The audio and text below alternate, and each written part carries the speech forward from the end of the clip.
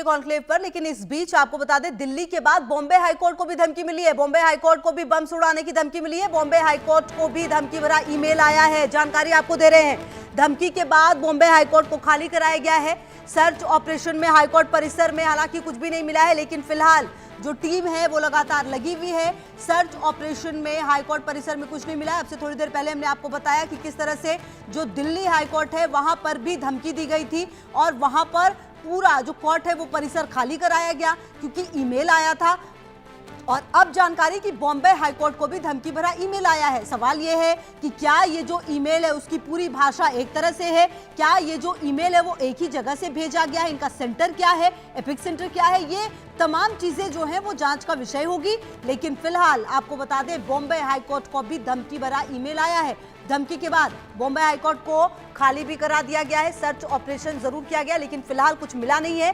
क्या ये जो ईमेल है ये फेक है, ये भी देखना होगा। क्या किसी ने जानबूझकर बस बदमाशी की है या फिर जो आजकल सोशल मीडिया पर फेमस होने के लिए किया जाता है, क्या वो हरकत है। लेकिन अगर ये हरकत है तो निश्चित तौर पर जांच का विषय अब ये जरूर है, क्योंकि दिल्ली के बाद अब बॉम्बे हाईकोर्ट को भी धमकी आई है। अब सवाल ये कि क्या एक ही तरह के पैटर्न का इस्तेमाल किया गया है दोनों ही जगहों पर, क्या एक ही तरह की भाषा का इस्तेमाल किया गया है, क्या एक ही तरह के शब्दों का इस्तेमाल किया गया है, एक ही जगह से क्या वो ईमेल भेजा गया है, एक ही व्यक्ति ने भेजा है। ये वो तमाम सवाल होंगे जो जांच का विषय होंगे। लेकिन फिलहाल आपको बता दें कि बॉम्बे हाईकोर्ट को भी बम से उड़ाने की धमकी मिली है और ये अब जांच लगातार की जा रही है कि आखिरकार ये धमकी जो है वो कहां से आई है। बॉम्बे हाईकोर्ट को धमकी भरा ईमेल आया है और लगातार जो हाईकोर्ट है उसमें पुलिस की तलाशी चल रही है। इससे पहले दिल्ली हाईकोर्ट में भी पूरे हाईकोर्ट परिसर को खाली करा दिया गया था, उसके बाद जांच चल रही थी।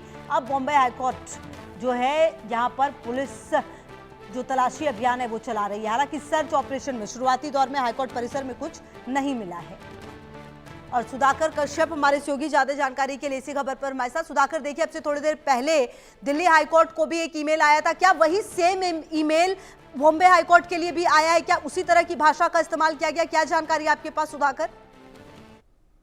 यहाँ पर जो है कहा गया है कि यहाँ पर हम बम से उड़ा देने की धमकी दी है। इसी के माध्यम से ये सब तहकीकात शुरू हुई है। मेल का इस्तेमाल किया गया ऐसा कहा जा रहा है, लेकिन अभी तक स्पष्ट नहीं हुआ कि किस तरह से धमकी आ रही है। लेकिन ये इसके बाद पुलिस जो है सतर्क हो गई है।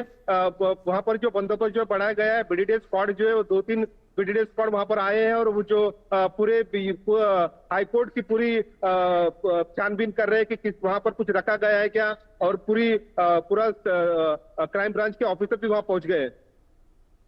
बिल्कुल, हालांकि शुरुआती जांच में कुछ मिला नहीं है सुधाकर। ऐसे में सवाल ये उठता है कि आखिरकार ये ईमेल आया कहां से है, किस तरीके से आया है, और सबसे बड़ी बात ये कि किसने भेजा है। क्या लगता है कि कितना वक्त लग सकता है इन तमाम चीजों को खंगालने में?